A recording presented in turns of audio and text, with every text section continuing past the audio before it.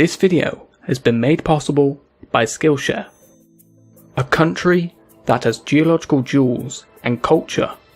It is the birthplace of one of the oldest religions and is rising rapidly to become a world force in trade and commerce. From ancient monuments and lavish palaces, from great wealth to poverty, a country that has witnessed a turbulent history of war, famine, and extremes of weather. This is the history of India. In the 5th and 6th century AD, there lived a man by the name of Aryabhata, often considered a genius of its time. His mathematical prowess deciphered the volume of pi, he described a model of the solar system, and even has a spacecraft named after him. He was a man of skill and knowledge, when you consider he obviously had no access to a calculator or computer. If you want to polish your skills, then I can recommend Skillshare. Skillshare is an online learning community with high quality classes, along with experts available to help you achieve your goals. Skillshare has thousands of classes covering subjects from animation, illustration, creative writing, photography, music, web development, and more.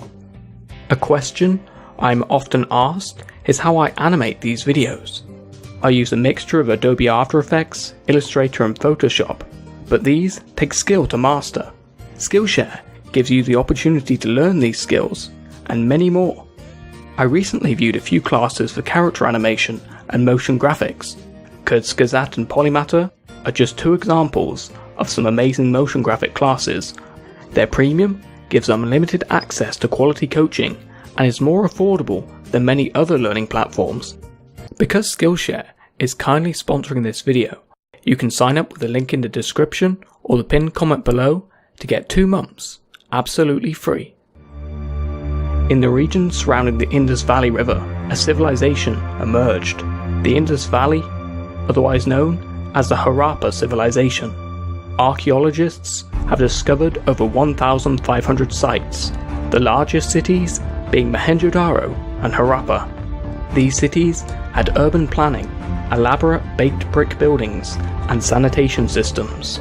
They conducted trade with the Sumerian civilizations of Mesopotamia and had a writing system that remains undeciphered. Archaeologists have uncovered that this great civilization housed urban planning and commercial enterprise, but it slowly fell into decline and ultimately disappeared. After the Indus Valley cities were abandoned, there was a migration of Indo-Aryans into the Indian subcontinent. These migrants were known to introduce the ancient religious texts, known as the Vedas, which were to define religious truth for Hindus. The Vedic period flourished from 1500 BC to 500 BC. It was also around this time that the caste system was developed.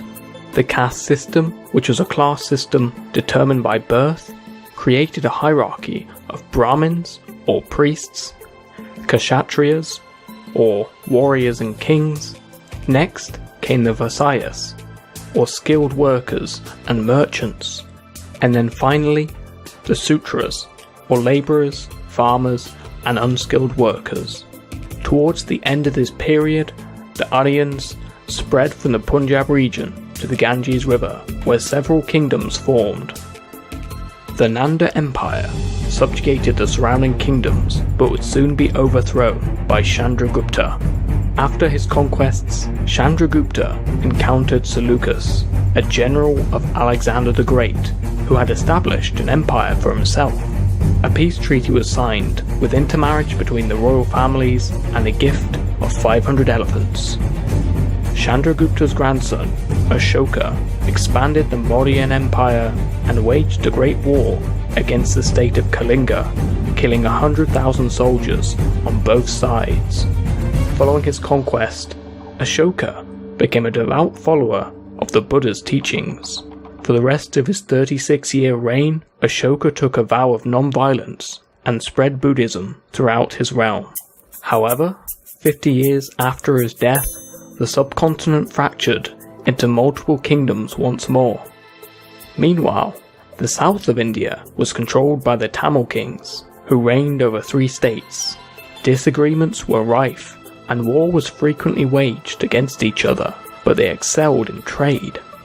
It was between the 4th and 5th century AD that India was widely acknowledged to have entered a golden age. With the rise of the Gupta Empire, a period of invention and discovery in science, technology, engineering, mathematics, astronomy, art, and literature was born. All these fields saw an explosion of understanding and knowledge and set the marker for the world to follow. It is also believed the game chess was invented in this period. Following the collapse of the Gupta Empire, there followed centuries of multiple kingdoms and dynasties that rose and ultimately fell. However, in the 10th century, King Raja Ajar was successful in uniting the southern kingdoms under one leadership. The Chola Empire, under this king, expanded further and built one of the largest Hindu temples within India dedicated to the god Shiva.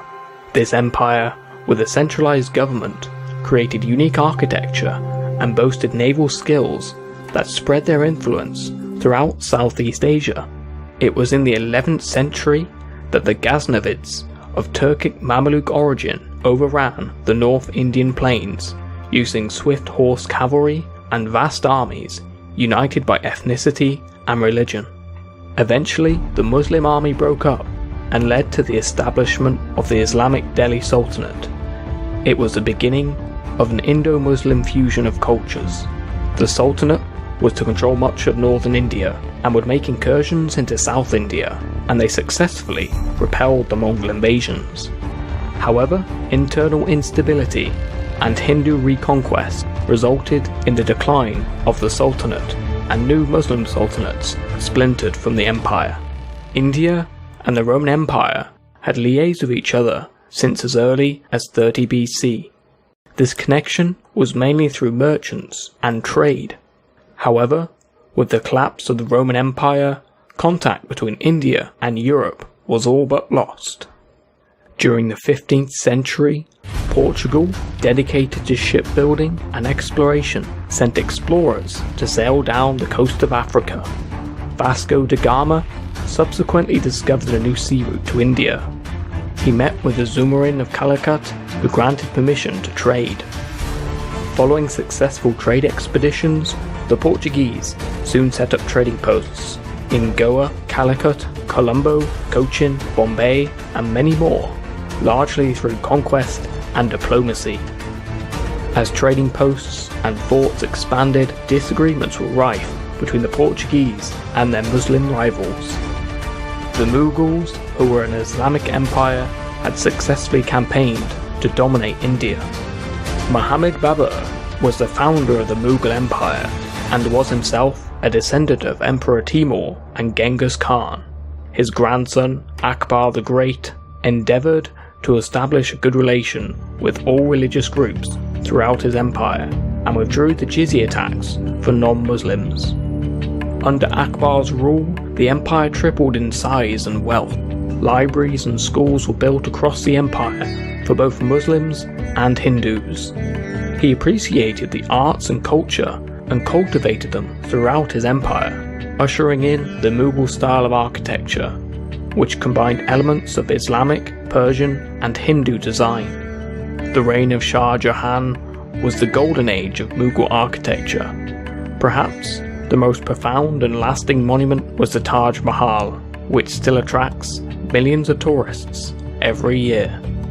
In the early 18th century, the Mughal Empire sank into chaos and violent feuds, weakened by tension between the Hindu population and the Muslim ruling class, as well as invasions by the Afghans and other Indian rulers. The Maratha Empire capitalized on the struggling Mughals and expanded further and became the dominant power in the region. Meanwhile, the Portuguese, Dutch, Danish, French, and English had gradually established several forts and trading posts along the Indian coastline. The English East India Company was founded in 1600, but gathered greater power within India because of a private army and an imposing navy, who gradually overwhelmed their European competitors. In 1757, the East India Company, under the leadership of Robert Clive, won victory against the Nawab of Bengal, which consolidated the company's power. Robert Clive amassed a personal fortune, but his actions and atrocities led to the deaths of millions of people, as he enforced the cultivation of non-food crops, which resulted in extreme famine. In 1760, the company had asserted control over a vast quantity of the subcontinent through direct control or tributaries. They continued to expand over the following decades. They encountered resistance from the Sikhs, who had established an empire in the Punjab region. After the death of their Sikh leader, the empire was weakened by internal division, which enabled the British to conquer them following the Anglo-Sikh Wars. The East India Company managed to rule India due to large naval vessels, the introduction of steam trains, and the use of more advanced weapons. The British population was nowhere near the same size as India, so the British employed Indian infantry called sepoys, who were under the command of British officers. The sepoys were not treated well, receiving low pay, and were enforced to fight abroad. This fueled frustrations, but there were further upsets when the British banned child marriage and outlawed slavery, which were part of an Indian culture at the time. A rebellion began when the sepoys were issued with ammunition coated in pig and beef fat, which they refused to use and deeply offended them, and they, amongst others, mutinied. The rebellion and mutiny failed, largely because there was little shared identity between Indians, and in 1857 the British Crown took direct rule of India, with Queen Victoria being declared Empress of India in 1876. During World War I, over 1 million Indians saw combat on the Western Front, the Mesopotamian Campaign, East Africa, Egypt, and Gallipoli, claiming the lives of 75,000 people. Shortly after the end of World War I, Gandhi, amongst other leaders, led Indians to challenge the British for independence, and during World War II, he called for the British to quit India. However, during World War II, as part of the Allied nations, over 2.5 million Indians volunteered to fight. In 1947, Britain granted independence. British India was partitioned into a Hindu-majority India and a Muslim-majority Pakistan. This period also saw one of the largest mass migrations ever recorded in modern history, with a total of around 15 million Hindus, Sikhs and Muslims moving between the newly created nations of India and Pakistan. In 1971, East Pakistan was formed into the country of Bangladesh, and to this day, tensions between Pakistan and India remain tense. Today, India is the world's largest democracy, with a rapidly growing economy. Science and technology achievements are both ancient and modern. The Indian Space Research Organisation are currently sending missions to the moon and beyond, and are arguably one of the best countries in space exploration. The Indian film industry of Bollywood is one of the world's largest.